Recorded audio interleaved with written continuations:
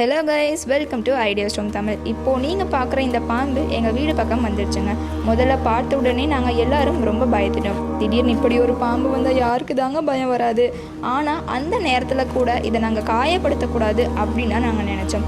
அதனால் டக்குன்னு ஃபோன் எடுத்து ஸ்னேக் ரெஸ்கியூஸ்க்கு கால் பண்ணோம். அவங்களும் கொஞ்சம் நேரத்தில் வந்துட்டாங்க. இந்த பாம்பு எங்கே இருந்துச்சுன்னா காடு பக்கத்தில் இருந்துச்சுங்க.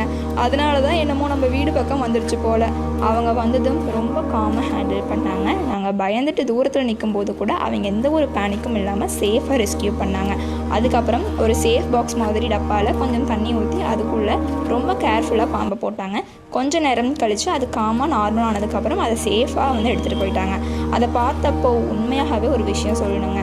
நமக்கு பயம் இருக்கிறதுனால தான் எல்லாத்தையும் அழிக்கணும் என்பது சரியில்லைங்க.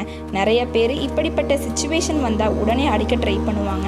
ஆனால் எக்ஸ்பர்ட்ஸை கால் பண்ணுறது ரொம்ப கரெக்ட். ஏன்னா அவங்களுக்கு எப்படி ஹேண்டில் பண்ணணும் அப்படிங்கிற ஒரு விஷயம் தெரியும். அந்த ரெஸ்கியூவர்ஸை உண்மையாகவே பாராட்டணுங்க. ஒரு ரெக்வஸ்ட் மட்டுங்க, பயம் இருக்கலாம், ஆனால் எந்த ஒரு உயிரினத்தையும் அன்னெசரியாக காயப்படுத்தாதீங்க. ஏன்னா நேச்சர் நமக்கு மட்டும் இல்லைங்க, எல்லா உயிரினங்களுக்கும் தான்.